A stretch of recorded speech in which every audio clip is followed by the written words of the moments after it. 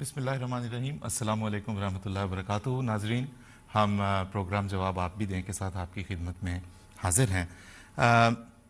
خیال ہمارا یہ تھا پچھلے دفعہ جب ہم نے پچھلے ہفتے کچھ سوالات اپنے مخالفین کو پوچھے تو ہمیں اندازہ تو تھا، ہم نے کہہ بھی دیا تھا کہ ان کی طرف سے کوئی جواب کبھی معقول نہ آج تک ملے ہیں نہ ملیں گے.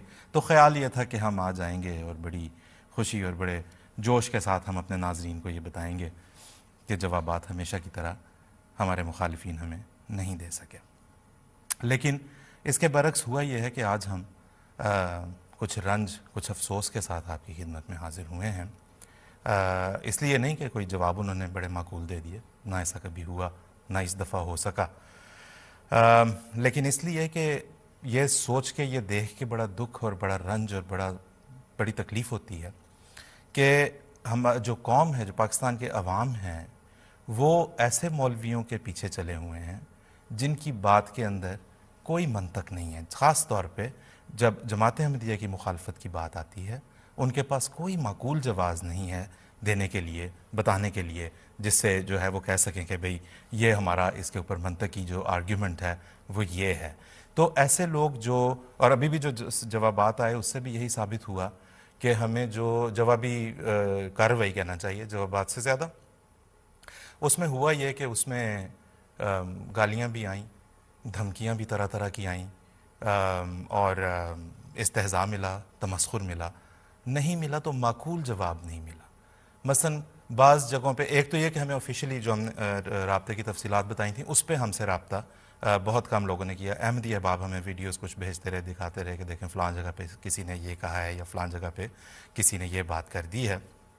لیکن افسوس کی بات ہے کہ اس میں بھی ایک ہی مجلس میں بیٹھے ہوئے دو لوگ، جب یہ اس سوال کا آیا مرحلہ کہ حضرت عیسیٰ علیہ السلام کی آمد جو ہے وہ پھر آپ کو پاکستان کی قانون، یعنی غیر احمدی مسلمانوں کو پاکستان کے آئین کی روح سے وہ پھر کیا ٹھہرتے ہیں.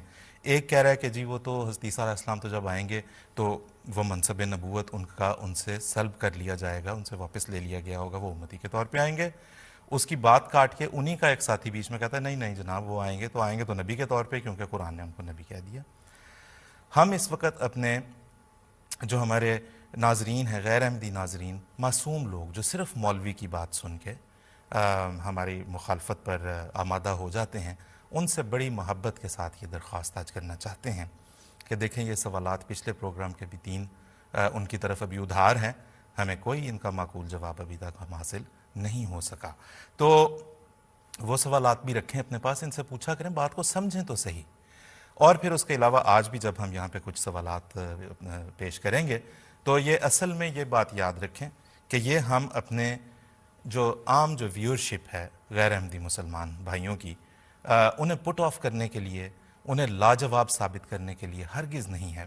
اس کا مقصد در حقیقت یہ ہے کہ آپ لوگ یہ سمجھ سکیں کہ بغیر منطق اور بغیر دلائل کے جب گفتگو کی جاتی ہے تو وہ کبھی اس کا کوئی نہ منطقی نتیجہ نکلتا ہے، نہ اس کا کبھی کوئی حل نکلتا ہے، اور اس کے نتیجے میں صرف اور صرف جو ایک رو چل پڑتی ہے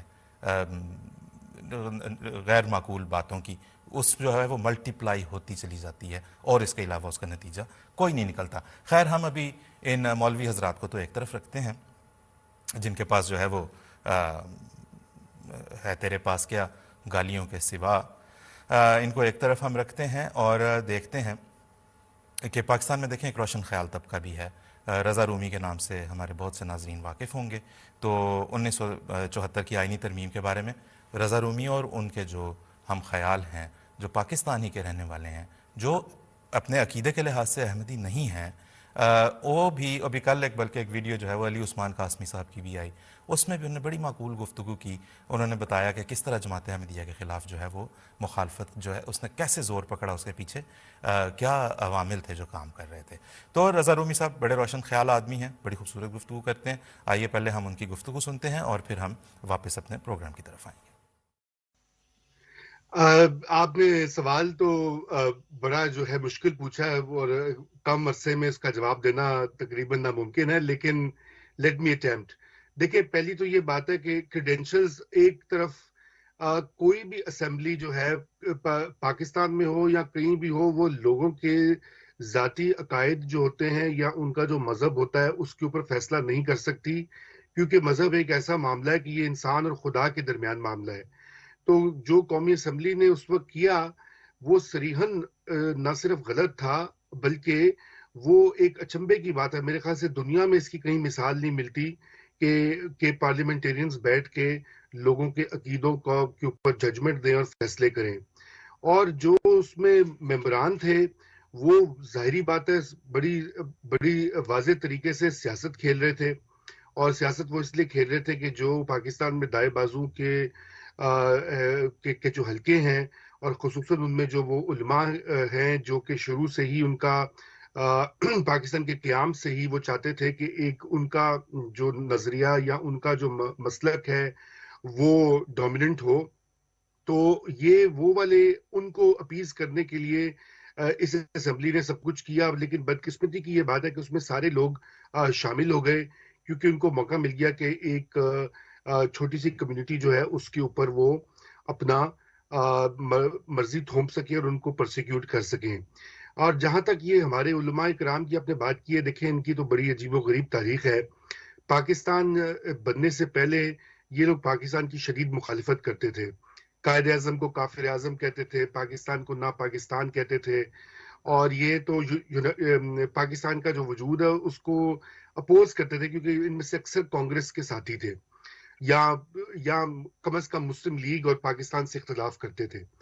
اور پاکستان بننے کے بعد آہستہ آہستہ انہوں نے اپنی جگہ گھڑی بنائی، لوگوں کو موبیلائز کیا، بلیک میل بھی کیا، مظاہرے بھی کیے، اور پھر آپ نے دیکھا کہ الٹیمیٹلی 70s میں بھٹو صاحب جیسے سو کالڈ لبرل اور سیکولر آدمی کو جو ہے ان کی نہ صرف ان کو خوش کرنے کے لیے بلکہ ان کا یہ خیال تھا کہ ان کے اقتدار کو دوام مل جائے گا کہ جب وہ دائیں بازو کے جو حلقے ہیں ان کو بھی اپنا اسیر بنا لیں گے۔ لیکن تاریخ آپ کے سامنے ہے کہ وہ الٹا ان کو پڑی، اور 77 کی موومنٹ کے بعد جو ہوا آپ کے سامنے ہے۔ تو الغرض میں یہ سمجھتا ہوں کہ علماء اور ان کے کریڈینشلز تو ایک طرف ہیں بالکل، لیکن سب سے اہم بات یہ کہ یہ قومی اسمبلی کو حق ہی نہیں پہنچتا، کسی ادارے کو حق نہیں پہنچتا کہ وہ کسی شخص کو یا کسی جماعت کو یا کسی کمیونٹی کو اس طرح سے جج کرے اور دائرہ اسلام سے خارج کرے۔ رضا رومی صاحب، ناظرین آپ نے رضا رومی صاحب کی گفتگو ابھی سنی ہے۔ قومیں صرف اس وقت ترقی کر سکتی ہیں جب وہ اپنے آپ کو لوگوں کی اندھا دھند مخالفتوں سے اور مذہب کو جہاں پہ ہر چیز پہ لاٹھی کے طور پہ استعمال کیا جا رہا ہو اس سے الگ ہو کے سوچنا سیکھیں، مذہب کو لوگوں کا ذاتی مسئلہ رہنے دیں، اسے معاملات ریاست کے اندر جو ہے وہ نہ لے کے آئیں، جیسا کہ محمد علی جناح صاحب قائد اعظم پاکستان کے بانی ان کا خیال تھا۔ اچھا، اب آگے چلنے سے پہلے میں نے مومن زاہد صاحب کے پاس خدمت میں ایک سوال پوچھنا، ناظرین سے میں نے یہ درخواست کرنی ہے، کیونکہ ہوا یہ کہ پچھلی دفعہ جو بہت سارے جوابات کچھ دیے گئے ان میں ایک یہ بھی کہا گیا کہ جو انہوں نے دکھائی نا 74 کی کارروائی کا جو صفحہ دکھایا اور 53 کا جو حوالہ دیا وہ سب انہوں نے خود بنائے ہوئے ہیں، اس طرح کا کوئی چیز ایگزسٹ نہیں کرتی، فوٹو شاپ میں تیار کیے گئے تھے۔ تو ہمارے غیر از جماعت احباب گوگل میں 1953 منیر انکوائری رپورٹ کو سرچ کر لیں، آپ کو اس کا پورا پی ڈی ایف مل جائے گا۔ 1974 پروسیڈنگز اسمبلی احمدیہ، آپ کو اس کا پورا وہ مل جائے گا۔ تیار رکھیں کیونکہ ہم نے بھی ان باتوں کی طرف واپس آنا ہے۔ قائد اعظم کو وہ کیا کہتے تھے جو ہمیں کہتے ہوئے شرم آتی ہے، وہ پاکستان کے مخالف تھے، پاکستان کو کیا کہتے تھے ہمیں کہتے ہوئے شرم آتی ہے۔ ہم واپس آئیں گے اپنے انٹرنیٹ پہ، اگر آپ چاہیں گوگل اس کو کر کے رکھ لیں، تلاش کر کے رکھ لیں۔ مومن صاحب آپ سے ہم یہ پوچھنا چاہتے ہیں کہ ساری بحث جو ہے وہ اس چیز کے گرد تھی کہ جماعت احمدیہ کو غیر مسلم قرار دیا جائے۔ پچھلی دفعہ ہم نے بات کی کہ مسلمان کی کوئی تعریف کے اوپر تو یہ متفق ہو نہیں سکے۔ پہلے ہم یہ دیکھ لیتے ہیں کہ مسلمان کی تعریف ظاہر ہے، بانی اسلام حضرت اقدس محمد مصطفیٰ خاتم النبیین صلی اللہ علیہ وسلم سے زیادہ بہتر کوئی نہیں دے سکتا۔ حضور صلی اللہ علیہ وسلم نے ہمیں مسلمان کی کیا تعریف بتائی؟ جزاکم اللہ صاحب، یہ سوال بڑا اہم ہے کیونکہ جماعت احمدیہ کے نزدیک مسلمان کی وہی تعریف جو ہے وہ قابل عمل اور قابل قبول ہوگی کہ جو ہمیں حضرت صلی اللہ علیہ وسلم سے قطعی طور پر خود معلوم ہوتی ہو، اور اس اصل سے ہٹ کر جو بھی تعریف کی جائے گی وہ رخنوں اور خرابیوں سے مبرہ نہیں ہو سکتی۔ اور خود ساختہ تعریفوں کی روح سے اگر ایک فرقہ کسی وقت مسلمان ثابت ہوگا تو اسی وقت کوئی دوسرا گروہ یا دوسرا فرقہ اسی کی روح سے غیر مسلم ثابت قرار دے دیا جائے گا۔ چنانچہ رسول کریم صلی اللہ علیہ وسلم کی رہنمائی کو دیکھنا ہو تو بخاری شریف کی ایک حدیث پیش کرتا ہوں. حضرت نبی کریم صلی اللہ علیہ وسلم فرماتے ہیں کہ جس نے ہماری نماز ادا کی، ہمارے قبلے کی طرف رخ کیا اور ہمارا ذبیحہ کھایا تو وہ مسلمان ہے، اور ایسا مسلمان ہے کہ جس کی جان و مال کی حفاظت کا ذمہ دار خود اللہ اور اس کا رسول ہے. اور فرمایا کہ پس تم اللہ کی اس ذمہ داری میں کی ہرگز خلاف ورزی نہ کرو.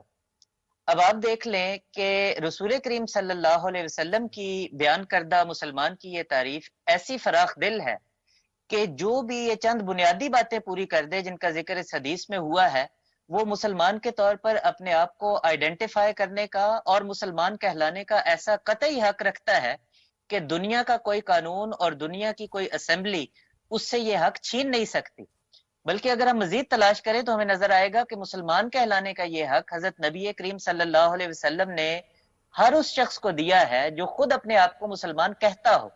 چنانچہ مدینے کی مردم شماری کے موقع پر حضرت نبی کریم صلی اللہ علیہ وسلم نے فرمایا کہ جو کوئی بھی اپنے آپ کو خود مسلمان کہتا ہو اس کا نام میرے پاس لکھ کر لے آؤ.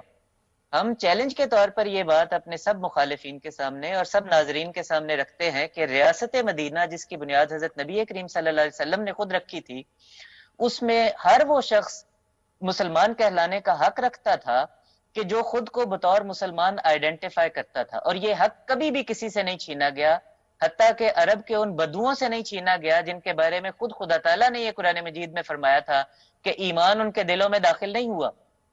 اور اسی طرح سے مسلمان کہلانے کا یہ حق کبھی ان منافقین سے بھی نہیں چھینا گیا کہ جن کے بارے میں خدا تعالیٰ نے خود بتایا کہ یہ جب تمہارے پاس آ کر قسمیں کھاتے ہیں کہ تو اللہ کا رسول ہے، تو خدا تعالیٰ حضرت صلی اللہ علیہ وسلم کو یہ بتا دیتا تھا کہ یہ اپنی ان قسموں میں جھوٹے ہیں اور اپنی قسموں کو ڈھال بنا کر دراصل خدا تعالیٰ کے راستے سے روکنے والے ہیں.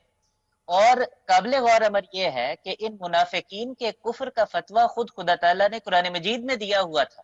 چنانچہ سورہ توبہ میں ان منافقین کے بارے میں خدا تعالیٰ نے فرمایا تھا قد کفرتم بعد ایمانکم، کہ تم اپنے ایمان لانے کے بعد کفر کر چکے ہو. لیکن اس کفر کے باوجود جس کا فتویٰ خدا نے دیا تھا، کبھی بھی یہ منافق اپنے آپ کو مسلمان کے طور پر آئیڈینٹیفائی کرنے سے روکے نہیں گئے اور کبھی کسی نے ان سے ان کا یہ حق نہیں چھینا. جی بہت شکریہ محمد صاحب، جزاکم اللہ. یہ بڑے آسان سے لفظوں میں اور حضور صلی اللہ علیہ وسلم کے اپنے بابرکت لفظوں میں ہم نے دیکھ لیا کہ حضور صلی اللہ علیہ وسلم کے نزدیک مسلمان کون تھا.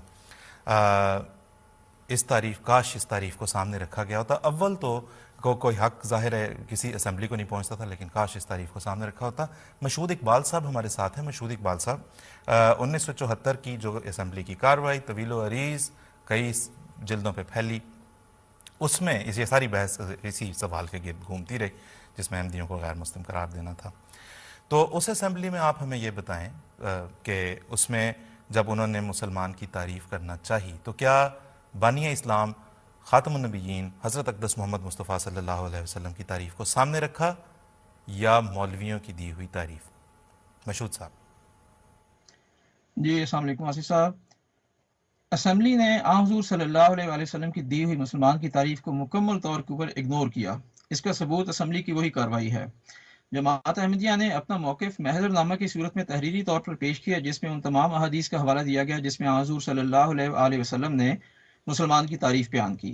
حضرت خلیفۃ المسیح ثالث رحمہ اللہ سے یحییٰ بختیار جو گورنمنٹ کے وکیل تھے اور اٹارنی جنرل تھے نے 11 دن تک سوال کیے، ایک سوال بھی حضور صلی اللہ علیہ وسلم کی دی گئی تعریف کے متعلق نہیں کیا. حضور بار بار ان احادیث کا حوالہ دیتے اور یحییٰ بختیار بات کو گھما کے کہیں اور لے جاتا.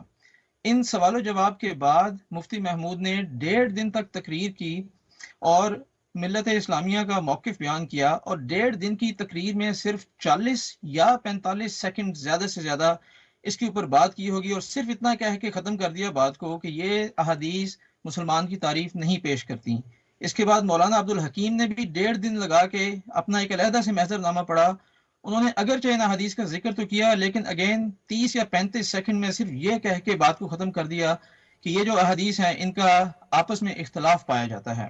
اس کے بعد تقریباً 44 ممبران اسمبلی نے تقاریر کی، کسی ایک نے بھی ہلکا سا بھی ان احادیث کا ذکر نہیں کیا. یحییٰ بختیار نے تقریباً 2 دن لگا کر اسمبلی میں तमाम मौलवियों का और गवर्नमेंट का केस जो था वो सम अप करके असम्बली के मेंबरान के सामने पेश किया, एक लफ्ज का भी जिक्र नहीं किया इस तारीफ के बारे में। और फिर आखिर में ये बताता चलूं कि असम्बली के अंदर माहौल इतना गैर संजीदा था कि जब मुफ्ती महमूद और मौलाना अब्दुल हकीम तकरीर कर रहे थे तो उसके बाद जो स्पीकर कौमी असम्बली थे साहबजादा फारूक अली, उन्होंने मौलाना हकीम को बताया कि आपकी सारी तकरीर में ये मेंबरान पीछे हंसते रहे और शरारतें करते रहे थे। इसी तरह से जब सियासी मेंबरान असम्बली ने तकारीर की तो मौलवियों ने भी कोई उधार नहीं रखा, वो भी कोई असम्बली में आ रहा है कोई जा रहा है, एक दूसरे की बात तो सुन रहे नहीं थे किसी की। तो आपके सवाल के मुख्तसर जवाब ये है कि हुज़ूर सल्लल्लाहु अलैहि वसल्लम की इस दी गई तारीफ को कंसिडर करना या इसके मुताबिक फैसला करना तो बड़ी दूर की बात, वो तो इसके करीब करीब भी नहीं आए। बहुत शुक्रिया मशहूद साहब, जज़ाकमुल्लाह। अब ये देखें जी, ये 1974 की कार्रवाई के ऊपर टेलीविज़न चैनल्स के ऊपर बैठ के गुफ्तगू करने वाले अहबाब से दरख्वास्त है कम से कम पढ़ लें, शर्मिंदगी ना आपको उठानी पड़े, क्योंकि अल्लाह के फजल से हमें जो पिछले सवालात के जवाब में बहुत से पैगामात हमारे गैर जमात अहबाब के भी है, जिसमें से एक में ख़ास तौर पर काबिल ज़िक्र है, मैं बताना चाहता हूँ। उन्होंने कहा मेरा ताल्लुक़ अहले सुन्नत वल जमात से है, लेकिन मैं दिल से अहमदी हो चुका हूँ, क्योंकि मुझे ये तरीका बात करने का, ये कायल करने वाले दलाइल और कहीं नहीं मिल सके।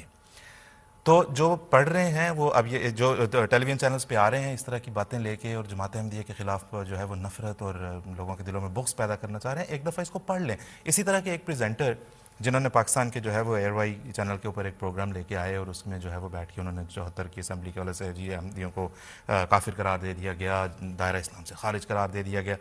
उनसे टेलीफोन पे मैंने रब्ता करने की कोशिश की इस हफ्ते के दौरान। मैंने कहा उनसे पूछें तो सही कि जनाब आखिर मसला है क्या, इतना क्या हो गया, आपने पढ़ी भी है। तो उन्होंने फ़ोन उठाया और जैसे ही मैंने कहा जो मैं जमात अहमदिया के टेलीविज़न चैनल से बात कर रहा हूँ, आपसे एक सवाल पूछना था, उन्होंने कहा मैं आपसे बात नहीं करूँगा।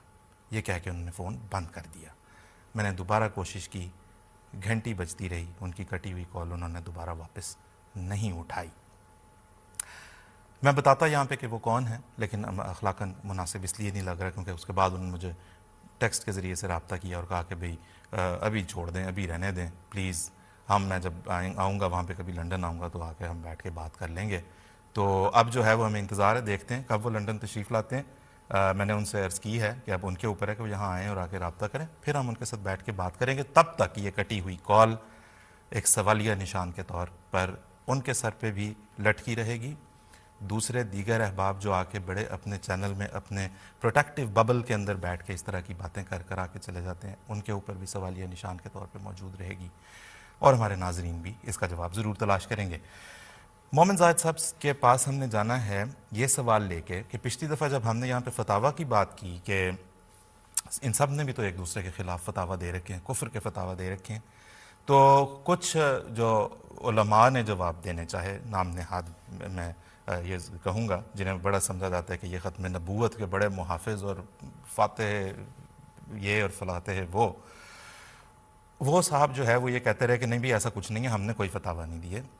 तो बल्कि अगर आप देखें जाके 1974 में तो हज़रत खलीफतुल मसीह सालिस हज़रत मिर्ज़ा नासिर अहमद साहब रहमहुल्लाह ने वो फतावा पेश किए थे जो जिस असम्बली में डिस्कस हुए और जिस पे अहमद शाह नूरानी साहब ने ये कहा कि भाई इनसे कहें कि ये असल किताब का हवाला दें तो हम मानेंगे, वरना हो सकता है ये खुद ही बना लाए हों। चेयरमैन जो प्रिजाइड कर रहे थे उस इजलास को, उस असम्बली को, उन्होंने कहा कि अगर ऐसा हो जाए this one question will solve the problem.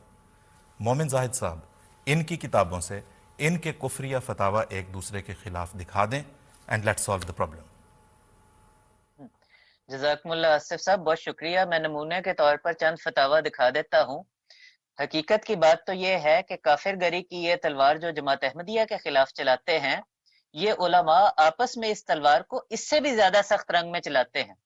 और अफसोस की बात तो ये है कि ये उलमा इन फतवों की तलवार को तलवार ही कहकर एक दूसरे के सर पर थोपते हैं। चुनाचे जो बरेलवी फिरके के बानी हैं अहमद रजा खान बरेलवी साहिब, उन्होंने जब देवबंदी और अहले हदीस फिरके की और बाज़ दीगर फिरकों की तकफीर की तो उन्होंने मक्का और मदीना के उलमा से उनके कुफर के फतवे मंगवा के शाया किए। इस किताब का नाम उन्होंने हुस्सामुल हरमैन रखा, यानी हरमैन के उलमा के फतवों की तलवार, और ये इसका टाइटल अभी दिखाया गया है। इस किताब का जवाब जो देवबंदी उलमा ने शाया किया तो उन्होंने अल मुहन्नद अल मुफन्नद के नाम से किताब शाया की। यानी अगर मैं तर्जमा करूं तो मतलब ये बनेगा کے بک بک کرنے والے جھوٹے شخص یعنی ان کی مراد احمد رضا خان بریلوی صاحب تھے، ان کے خلاف ہندوستانی لوہے کی تلوار، اور اس کتاب مہند میں انہوں نے اپنے عقائد کی وضاحت کی۔ لیکن دلچسپ بات یہ ہے کہ اس وضاحت کو احمد رضا خان بریلوی صاحب نے مکمل طور پر رد کیا اور اصرار کے ساتھ تمام عمر ان کی تکفیر کے فتوے دیتے رہے، ان کو کافر قرار دیتے رہے۔ اب اگر میں کچھ فتاوی دکھا بھی دوں تو احمد رضا خان بریلوی صاحب کے فتووں کا مجموعہ فتاوی رضویہ کے نام سے شائع ہوتا ہے۔ اس کی 14ویں جلد اگر آپ دیکھیں تو وہ ایسے کفر کے فتووں سے بھری ہوئی ہے۔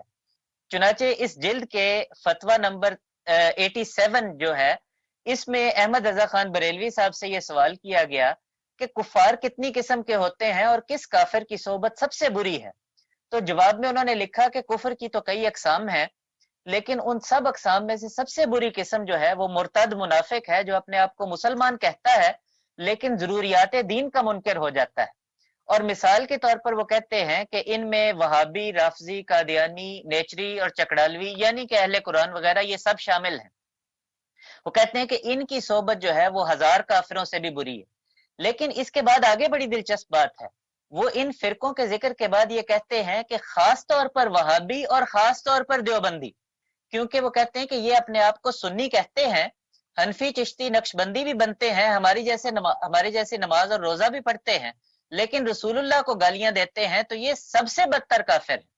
گویا ان کے اس فتوے کے مطابق وہابیوں اور دیوبندیوں کا کفر ساری دنیا کے کافروں سے اور احمدیوں کے کفر سے بھی بڑا ہے۔ اب اگر اگلا فتویٰ اسی کتاب کا دیکھا جائے تو اسی کتاب کی اسی جلد کا فتویٰ نمبر 129 ہے۔ ان سے پوچھا گیا کہ ایک شخص قسمیں کھا کھا کر کہتا ہے کہ وہ مسلمان ہے، وہابی نہیں ہے، یہ فتویٰ نمبر 129 ہے۔ تو پوچھا گیا کہ ایک شخص قسمیں کھا کھا کر کہتا ہے کہ وہ مسلمان ہے اور وہابی نہیں ہے، تو اس کی بات مان لیں؟ احمد رضا خان بریلوی صاحب نے یہ جواب دیا کہ بھئی صرف قسموں پر اعتبار نہ کرنا، بلکہ اسے کہو کہ وہ جو چوٹی کے اہل حدیث اور دیوبندی علماء ہیں ان کی تکفیر کرے اور انہیں گالیاں نکالے۔ چنانچہ وہ کہتے ہیں کہ اسے کہیں کہ وہ مولوی اسماعیل دہلوی، نذیر حسین دہلوی، رشید گنگوہی، قاسم نانوتوی، اشرف علی تھانوی وغیرہ کو گالیاں نکالے یا ان کو کافر اور بے دین کہے، تو پھر اس کو مسلمان مانے، ورنہ اس کی قسموں پر بھی اعتبار نہ کریں۔ اگلا فتویٰ نمبر 133 ہے۔ پوچھا گیا کہ اگر کوئی سنی جو ہے وہ کسی وہابی یا اہل حدیث کے پیچھے نماز پڑھ لے اور یہ کہے کہ علماء کے آپس کے جھگڑے ہیں، بھئی انہیں اس کی وجہ سے برا نہیں کہنا چاہیے، وہ سب مسلمان ہیں، سب کے پیچھے نماز ہو جاتی ہے، تو کیا ایسا سنی رہے گا؟ تو اس کا وہ جواب دیتے ہیں، وہ کہتے ہیں کہ جو شخص وہابی کو وہابی جانتے ہوئے بھی اسے کافر نہیں کہتا، وہ سنی تو کیا، وہ مسلمان بھی نہیں ہو سکتا، وہ کافر و مرتد محض ہے۔ یعنی گویا یہ فتوے ہیں ان کے، میں نے صرف نمونے کے طور پر پیش کیے، ورنہ تو ایسے فتوے بھی ہیں کہ جن میں یہ بھی کہا ہے کہ اگر انہی فرقوں کے جن کا ذکر انہوں نے حسام الحرمین میں کیا تھا، ان کے کسی کافر کو اگر بدن چھو جائے تو وضو ٹوٹ جائے گا، اور بھی بے شمار چیزیں ہیں، میں ان کو چھوڑتا ہوں۔ نمونے کے طور پر میں دیوبندی فرقے کے ایک عالم جو کہ مولوی رشید احمد گنگوہی صاحب ہیں، ان کا فتویٰ دکھاتا ہوں، جو احمد رضا خان بریلوی صاحب کے عقائد کے بارے میں ان سے پوچھا گیا تھا۔ تو ان سے پوچھا گیا کہ احمد رضا خان بریلوی صاحب کے یہ عقائد ہیں، فتاوی رشیدیہ ہے یہ، تو کیا ان کے پیچھے نماز ہو سکتی ہے؟ تو انہوں نے یہ جواب دیا کہ جو شخص یہ عقائد رکھے وہ بے شک کافر ہے، اور اس کی امامت اور اس سے میل جول محبت سب حرام ہے، اور یہ سکین جو ہے یہ فتاوی رشیدیہ سے لیا گیا ہے۔ تو میں نے عرض کیا یہ صرف چند نمونے ہیں جو دکھائے ہیں، ورنہ اس سے بھی زیادہ سخت فتاوی دکھائے جا سکتے ہیں۔ جی بہت بہت شکریہ محمد صاحب، جزاک اللہ۔ میرا خیال ہے یہ نمونہ کافی ہوگا۔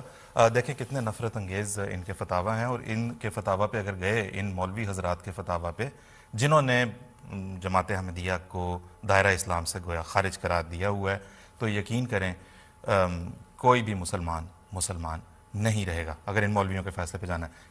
محمد صاحب نے بھی بڑا سلیکٹو، بڑی اچھی سلیکشن اس میں سے، اچھی ان دا سینس کہ جو آپ کو ایک آئیڈیا دے سکے، ورنہ تو ان فتاوی میں کچھ بھی اچھا نہیں ہے۔ سلیکشن بڑی اچھی تھی، نمونتاً دکھایا۔ بہت سارے فتاوی محضر نامے میں جو کہ جماعت احمدیہ کا تفصیلی تحریری موقف تھا، جو 1974 کی اسمبلی کے پاس کی خدمت میں پیش کیا گیا کہ جی یہ ہمارا جوابات ہیں، یہ ہمارے عقائد ہیں، اس کے ضمیمے کے طور پہ حضرت خلیفۃ المسیح الثالث نے یہ تمام فتاوی اکٹھے کر کے ان کو پیش کیے تھے۔ یہ محضر نامہ شائع نہیں کیا گیا جب 74 کی اسمبلی کی کارروائی جب منظر عام پہ آئی تھی، معذرنامہ بھی ساتھ شائع ہونا چاہیے تھا، لیکن کچھ بھی بگڑا نہیں. آپ جہاں آن لائن جا کے 74 کی اسمبلی کی کارروائی دیکھ سکتے ہیں. معذرنامہ سرچ کر لیں، انگریزی میں لکھ لیں، اردو میں لکھ لیں، الاسلام کی ویب سائٹ پہ جا کے دیکھ لیں، آپ کو یہ تفاصیل وہاں پہ مل جائیں گی. اور یہ تکفیر بازی ان کی آپس کی تو آج بھی ختم نہیں ہوئی. تو اب ہم مشہود صاحب کے پاس جائیں گے اور مشہود صاحب سے ہم یہ پوچھنا چاہیں گے، کیونکہ دیکھیں نا ایک کریڈیبلٹی بھی ہوتی ہے، کچھ کریڈینشلز ہوتے ہیں، کچھ کوالیفیکیشن ہوتی ہے کسی اسمبلی کی، جس کے بارے میں جس اسمبلی کی کاروائی، مطلب بھٹو صاحب کی حکومت تھی، بھٹو صاحب کی اسمبلی تھی، اس کے اندر جو ہے وہ جو لوگ اکٹھے جو وہاں پہ منتخب، وہاں پہ وزراء تھے، گویا ممبران تھے اسمبلی کے، انہوں نے اکٹھے ہو کے جو ہے وہ جماعت احمدیہ کو دائرہ اسلام سے خارج قرار دیا. جو جماعت احمدیہ کی مخالفت پہ اٹھتا ہے وہ پیپلز پارٹی کو یا ان کی حکومت جو اس وقت تھی جو بھی سمجھتا ہو، جو بھی کہتا ہو، بھٹو صاحب کو جو بھی سمجھتا ہو، اس 74 کی کارروائی کو چوم چوم کے آنکھوں سے لگاتے نہیں تھکتے. آپ ہمیں یہ بتائیں کہ جب یہ بھٹو صاحب کی حکومت کو برطرف کیا، ٹاپل کیا ضیاء الحق نے، تو اس کے بعد انہوں نے ایک وائٹ پیپر شائع کیا تھا، کرتاس ابیض، جس میں بھٹو صاحب کی اس حکومت کو ہر لحاظ سے نااہل ثابت کیا تھا. اس میں جو الفاظ ہیں وہ بھی بڑے سخت، بڑے کرخت اور بڑے کسی شریفانہ مجلس کا نہیں. مشہود صاحب اس کا ذرا ایک آئیڈیا بس ہمارے ویورز کو دیں. جی شکریہ آصف صاحب. یہ 4 والیومز کے اوپر کافی ضخیم وائٹ پیپر تھا اور اس کے اوپر بھٹو صاحب کی حکومت کی تقریباً ہر ایکٹیویٹی کے اوپر تنقید کی گئی تھی. جہاں تک سیاسی ممبران اسمبلی کا تعلق ہے، ان کے بارے میں کہا گیا تھا کہ یہ لوگ چور، ڈاکو، زانی، رسا گیر، ان کے عدالتوں کے اندر قتل کے مقدمات موجود ہیں، ڈکیتی کے مقدمات موجود ہیں. اور پھر اسی طرح سے بتایا گیا کہ یہ رقص و سرور کی محفلوں کے دلدادہ ہیں. اب یہاں سے آگے وہ باتیں شروع ہو جاتی ہیں کہ جو کم سے کم اس پروگرام کے تقدس کو ملحوظ خاطر رکھتے ہوئے میں بیان نہیں کر سکتا. اگر سیاسی، معاشی، معاشرتی، دینی کوئی ایسا ٹاپک نہیں کہ جس کے اوپر اس وائٹ پیپر میں بھٹو صاحب کی گورنمنٹ کو نشانہ نہ بنایا گیا ہو.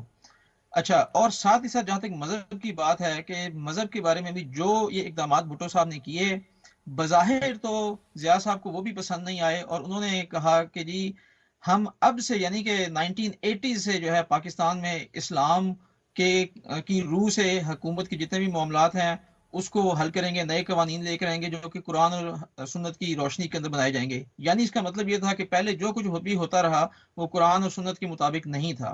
بہرحال یہ بڑی لمبی ضخیم رپورٹ ہے، یہ بڑا مختصر سے میں نے اس کا آئیڈیا دیا ہے. میں ایک آخری بات بتاتا چلوں کہ اسمبلی کی تمام کاروائی میں اتنی لمبی تقریریں ہوئیں، بڑی تقریباً 3000 سے زیادہ پیجز کی کاروائی ہے. ایک بات جو میں نے پڑھی اور جس کو میں بھلانا میرے لیے مشکل ہے وہ یہ ہے کہ رانا محمد حنیف جو کہ بھٹو صاحب کے ممبر اسمبلی تھے، ان کی ٹکٹ پہ جیتے تھے، انہوں نے کہا کہ جس شخص نے بھی آج تک ختم نبوت کے ایشو کو اپنے سیاسی عروج کے لیے استعمال کیا وہ ذلیل ہوا اور آئندہ بھی جو استعمال کرے گا وہ ذلیل ہوگا.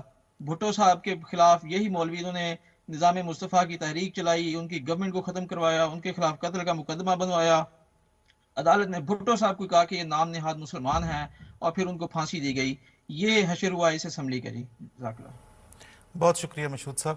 اب ہم اپنے پروگرام کے بالکل اختتامی حصے پہ ہیں جہاں پہ ہم نے کچھ سوالات آپ کے پیش کرنے، لیکن جو پچھلے ہفتے کے سوالات تھے ان پہ کچھ بات کرنا بھی ضروری ہے. جو ہمیں پچھلے دفعہ ہم نے جو 3 سوالات دیے اس کے جواب میں میں نے جس طرح کی آفیشیلی ہمارے ای میل ایڈریس پہ جو اس وقت بھی آپ کو نظر آ رہا ہوگا یا نظر آنا چاہیے یا دوسرے کسی بھی سوشل میڈیا، ہمیں معقول طور پہ اکا دکا ای میلز کے علاوہ وہ بھی ادھر ادھر کی زیادہ تر باتیں تھیں. مثلا پہلے سوال کا جواب اگر یہ ہے کہ ہمیں حضور صلی اللہ علیہ وسلم سے بے حد محبت اور ہم جان بھی قربان کرنے کو تیار ہیں، تو جناب بالکل ایگریڈ، ہمارا بھی ایسا ہی، حضور صلی اللہ علیہ وسلم کے لیے ہم بھی اپنی جانیں قربان کرنے کے لیے تیار ہیں.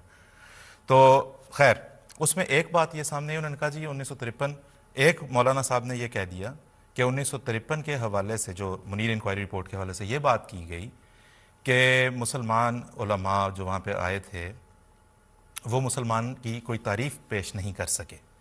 پہلے انہوں نے کہا کہ ایسی کوئی بات نہیں ہوئی، علماء تعریفیں پیش کرتے رہے، لیکن چونکہ بعض ان کی جزیات پہ متفق نہیں ہو سکتے تھے تو انہوں نے جسٹس منیر صاحب جو پاکستان کی عدلیہ کے موقر ترین لوگوں میں سے، موقر ترین ناموں میں سے ایک نام ہے، ان کے بارے میں کہا کہ انہوں نے یہ بات جو لکھی یہ ان کے اپنے دماغ کا فطور تھا. ہم دیکھیں کنٹمپٹ آف کورٹ یہ وہ ہم نے تو اس چیز کا کوئی شوق نہیں ہے. ہاں یہ آپ احمدیوں کے ساتھ کرتے ہیں کہ ہم کوئی بھی بات کریں تو ہر طرح کی گستاخی اس پہ ثابت کرتے ہیں. پاکستان کی عدلیہ کا ایک آفیشیل ڈاکیومنٹ ہے جس کے بارے میں انہوں نے یہ کہہ دیا کہ یہ آفیشیل ڈاکیومنٹ ہے. ہم ابھی آپ کو دکھاتے بھی ہیں اسکرین کے اوپر, آپ دیکھ رہے ہیں اس کے اوپر حکومت پنجاب کا آفیشیل لوگو ہے, سرکاری طور پہ شائع شدہ رپورٹ ہے. اس کے بارے میں آپ نے جو کچھ بھی کہنا ہو آئندہ مولانا صاحب آپ بھی دیگر احباب بھی ذرا سوچ سمجھ کے کہیے گا. ابھی پھر اس کے بعد جو ہے وہ کسی نے ایک یہ بھی کہا کہ جی 1974 کا جو انہوں نے دکھایا وہ بھی انہوں نے فوٹو شاپ کیا ہوا تھا. 74 کی رپورٹ بھی میں نے جس طرح عرض کی پروگرام کے شروع میں آن لائن موجود ہے, اس کا آفیشیل آپ یہ دیکھ رہے ہیں. اس کے اوپر بھی آپ کو پاکستانی گورنمنٹ آف پاکستان کا ایمبلم آپ کو نظر آ رہا ہے, ان کا لوگو آپ کو نظر آ رہا ہے. یہ بھی سرکاری دستاویز ہوئی. تو اسی طرح کرتاس ابیض جو ضیاء صاحب نے بھٹو صاحب کی حکومت کو نااہل ثابت کرنے کے لیے شائع کیا, وہ بھی آپ کی ہم یہاں پہ اسکرین پہ دکھا دیتے ہیں آپ کو. اس کے اوپر بھی آپ کو حکومت پاکستان کا ایمبلم نظر آ رہا ہے. آپ اس کو نہ مانیں جس نے یکسر اس رجیم کو نااہل قرار دے دیا جس نے جماعت احمدیہ کے خلاف فتویٰ دیا تھا. آپ اس کو نہیں مانیں گے, آپ جسٹس منیر کی رپورٹ اور کیانی صاحب کی رپورٹ کو نہیں مانیں گے. آپ کہیں گے نہیں 74 کی اسمبلی پہ دیکھیں تینوں کا سورس ایک ہے. اگر 74 کی کارروائی اس لیے آپ کے لیے مقدس ہوگی کہ یہ حکومت پاکستان کی ایک دستاویز ہے, یہ بھی ہم نے آپ کو دکھا دی. یہ دونوں بھی حکومت پاکستان کی آفیشیل دستاویزات میں شامل ہیں. آن لائن سرچ کر لیں, دیکھ لیں جا کے. تو اس لیے یہ جو ہے وہ بات اس سے کچھ بنی نہیں. تو اس لیے جو ہے وہ یہ آپ جب آن لائن جا کے آپ یہ مواد دیکھیں گے اور پڑھیں گے تو آپ کو اندازہ ہوگا کہ ہم یہاں پہ جو بات کر رہے ہیں وہ درست ہے, جو باتیں فیڈ کی جاتی ہیں غلط سلط وہ غلط ہیں. تو آج بھی ناظرین ہم آپ کی خدمت میں اپنے ہمارے جو غیر احمدی مسلمان بھائی ہیں بڑی محبت سے ان کی خدمت میں ہم 2 سوالات صرف پیش کرنا چاہتے ہیں. انہیں علماؤں اپنے جو علماء ہیں ان کے پاس لے کے جائیں, جو پیر فقیر ہیں جو ہمارے خلاف نفرت انگیز باتیں کرتے ہیں ان کے پاس لے کے جائیں اور ان سے اس کا حل چاہیں. نوٹ فرمائیں, پہلا سوال آپ کی اسکرین پہ اس وقت آپ کو نظر آ رہا ہوگا, جو یہ ہے کہ جو علماء 1974 کی اسمبلی میں بیٹھے تھے وہ یا ان کے بزرگ احراری بزرگ جو جماعت احمدیہ کے خلاف ہمیشہ سے کمر بستہ رہے, جناح صاحب کو قائد اعظم کی بجائے کافر اعظم قرار دے چکے ہوئے تھے. رضا رومی کی بات میں بھی سنا آپ, مظہر علی اظہر نے کا جو ایک شعر ہے ایک جو انہوں نے لکھا, میں دہراتا نہیں ہوں لیکن واضح طور پہ قائد اعظم کو کافر اعظم کہا, اقرار کیا, بڑے فخر سے اسے قبول کیا. تو اور پاکستان کے بارے میں بھی جس طرح رضا رومی نے بتایا 1953 کی رپورٹ میں بھی وہ ہے پاکستان کو جو ہے جن ناموں سے یہ پکارتے رہے وہ کا کرا دیا. اگر آپ کو ان علماء کا فتویٰ ہمارے خلاف قبول ہے, جو کہ ہے ابھی تک اگر ہم سرکاری سطح پہ دیکھیں اور عامت الناس میں بھی اسی طرح سے دیکھا جاتا ہے, تو ان علماء کا فتویٰ اگر ہمارے خلاف قابل قبول ہے تو کیا آپ محمد علی جناح صاحب بانی پاکستان جن کے نام کے ساتھ آپ سب پاکستانی ہم رحمت اللہ علیہ بھی کہتے ہیں, کیا آپ وہ اس فتوے کی روح سے آپ انہیں کیا ٹھہرائیں گے؟ سیدھا سا سمپل سا سوال. دوسرا سوال آپ کی اسکرین پہ آ جائے گا, ابھی اسے بھی نوٹ فرما لیں کہ ابھی نمونتاً محمد صاحب نے بہت سارے فتاویٰ آپ کو پیش کی, جا کے دیکھ لیں, یہ کتابیں آپ کو ملیں گی. کیا آج بریلوی کی عادت جو کہ پاکستان کی اکثریتی کی عادت ہے, ایک مفروضے کے طور پہ ہم بات کر رہے ہیں, ہمیں میں یہ بتا دوں پہلے وضاحت کر دوں, ہمیں ہرگز کوئی شوق نہیں ہے کہ جی آپ اسمبلیوں میں لوگوں کے ایمان کو کھدیڑیں اور انہیں بلائیں اور اس کے اوپر جو ہے وہ حاشیہ لگائیں اور تبصرے کریں اور ترمیمیں کریں. مفروضہ کیا آج پاکستان کی بریلوی کی عادت جو کہ اکثریت میں ہیں بریلوی حضرات پاکستان میں, ہمیں یہ بتانا چاہے گی کہ ان کا فتویٰ آج بھی دیوبندیوں اور اہل حدیث کے دائرہ اسلام سے خارج ہونے کا قائم ہے یا نہیں؟ اگر ہے تو آپ ان کے خلاف کیوں آئینی ترمیم نہیں کرواتے؟ یہ صرف ہم تضاد ظاہر کرنے کے لیے عرض کر رہے ہیں. اور اگر نہیں ہے آپ کو قابل قبول, اب آپ نے کہا نہیں جی اب ہم بدل لیا, اب ہم سب بھائی بھائی ہو گئے, اگر نہیں ہے تو کیا آپ اپنے امام اور پیشوا یعنی احمد رضا خان بریلوی صاحب کی تعلیمات سے لا تعلقی اختیار کر چکے ہیں؟ ہم جاننا چاہیں گے. ان علماء کے پاس جائیں, خود تو شاید ایسا ہی ہے, آپ پچھلے ہفتہ ہم نے دیکھ لیا, جائیں ان کے پاس دیکھیں کیا کہتے ہیں. اور جو دوسرے لوگ جو بڑی غلط زبان پہ اتر آتے ہیں ان سے بھی ہم درخواست کرنا چاہیں گے اس میں کوئی ضرورت نہیں ہے تلخ زبان، سخت زبان، گالم گلوچ، بالکل ضرورت نہیں ہے. یہ 2 سوال تو ہمارے سے متعلق ہیں بھی نہیں. یہاں پہ جناب جناح صاحب کے سوال ہے اور یہاں پہ جناب احمد رضا خان بریلوی صاحب کی عزت و ناموس کا سوال آ گیا. ہمارا کوئی تعلق نہیں ہے. جوابات معقول اچھے ہمیں ضرور بھیجیں. اور ہمیں اب پروگرام کا وقت ختم ہو گیا. اجازت دیں. اللہ حافظ.